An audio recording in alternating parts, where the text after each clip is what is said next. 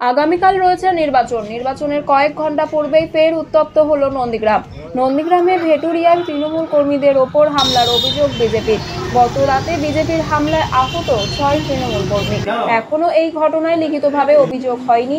নন্দীগ্রাম 2 ব্লকের ভেটুরিয়া বিজেপির আক্রমণে 6 তৃণমূল নেতা কর্মীর মাথা ফাটল।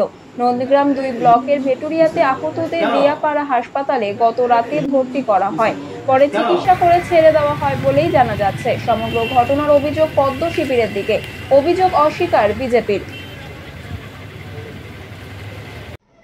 নন্দীগ্রামে গতকাল থেকে শুভেন্দু অধিকারী যেভাবে সন্ত্রাস চালাচ্ছে, কাঁথি থেকে লোক নিয়ে এসে নন্দীগ্রামের মাটি তার পা থেকে সরে গেছে।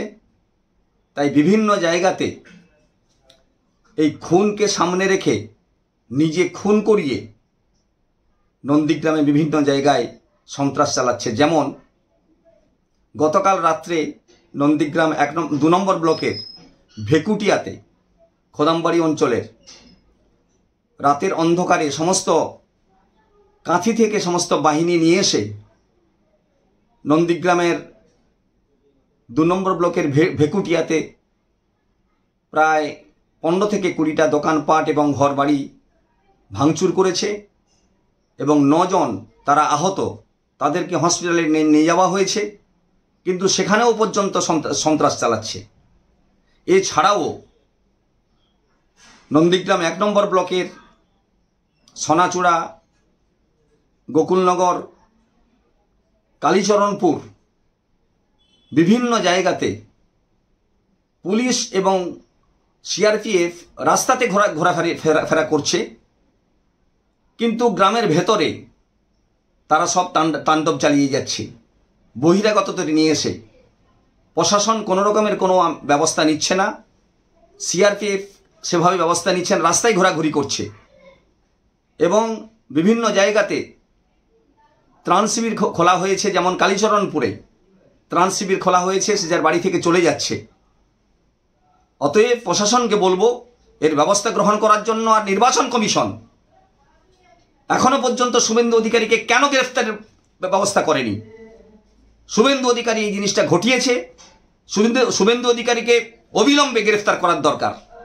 আজকের শান্ত নন্দীগ্রামকে আজকের অশান্ত করছে, এর ব্যবস্থা নেওয়ার জন্য পুলিশ প্রশাসন এবং সিআরপিএফ যারা এসছে কেন্দ্রীয় বাহিনী, তারা কিন্তু কোনো রকমের কোনো ব্যবস্থা নিচ্ছে না।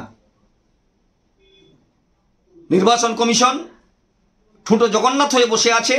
নন্দীগ্রামে যে তাণ্ডব চালাচ্ছে, শুভেন্দু অধিকারীকে এখনো পর্যন্ত কেন গ্রেফতার করা হয়নি? নন্দীগ্রামের মানুষ এর জন্য ক্ষোভ প্রকাশ করছে এবং নির্বাচন কমিশন যে এক পেশে কাজ করছে, সন্ত্রাসের মধ্যে সে যে যুক্ত, এটাও পরিষ্কারভাবে আমরা বুঝতে পারছি। যে শুভেন্দু অধিকারী বড় বড় কথা বলছে থানাতে এসে, যে শুভেন্দু অধিকারী বড় বড় কথা বলছে, সে নিজেই তার এটা দেখুক না। তার শরীরের যে জামাটা আছে, এই জামাটাই হলো তোমার সাদা, কিন্তু পুরো মাথা থেকে নিয়ে পা পর্যন্ত পুরোটা একবারে কালোতে ভর্তি হয়ে গেছে। ওকে এই মুহূর্তে গ্রেফতার করা উচিত, তার দাবি জানাচ্ছি আমি। আবার দেখা গেছে যে ভেটুরিয়াতে তৃণমূল বিজেপি সংঘর্ষ, অনেক তৃণমূল কর্মী হাসপাতালে ভর্তি, বিজেপি কর্মীরাও হাসপাতালে ভর্তি। আমরা প্রথম থেকেই বলছি তৃণমূল কংগ্রেস যে ওটা পারিবারিক দ্বন্দ্বে একটা গণ্ডগোল, একটা মৃত্যু হয়েছে। সেখানে দেখতে পাচ্ছি শুভেন্দু অধিকারী সেইটাকে ভোটের সময় কাজে লাগিয়ে নানাভাবে উত্তেজনা সৃষ্টি করছে। তার কারণ আমাদের ওখানকার সকল নেতৃত্ব, মানে বাপ্পাদিত্য গর্গ থেকে আমাদের রাজীব বন্দ্যোপাধ্যায়, সমস্ত নেতৃত্ব যেভাবে সারা 2 মাস ধরে পড়ে আছে, সেখানে তৃণমূল কংগ্রেস ওখানে 40 থেকে 50,000 লিড পাবে। তা যাতে না হয় তার কারণেই এরকম একটা সিন ক্রিয়েট করে মানুষের মনোনিবেশকে বিজেপির দিকে আনার চেষ্টা করছে, কিন্তু কিছুই হবে না। ওটা তৃণমূল কংগ্রেস ওখানে জয়লাভ করবে। যতই মানে মারপিট হোক, যতই গণ্ডগোল হোক, ওখানে তৃণমূল কংগ্রেস ভালো ফল করবে। আপনার নাম? আমার নাম পার্থসারথী মাইতি, সহসভাপতি, পশ্চিমবঙ্গ প্রদেশ তৃণমূল যুব কংগ্রেস।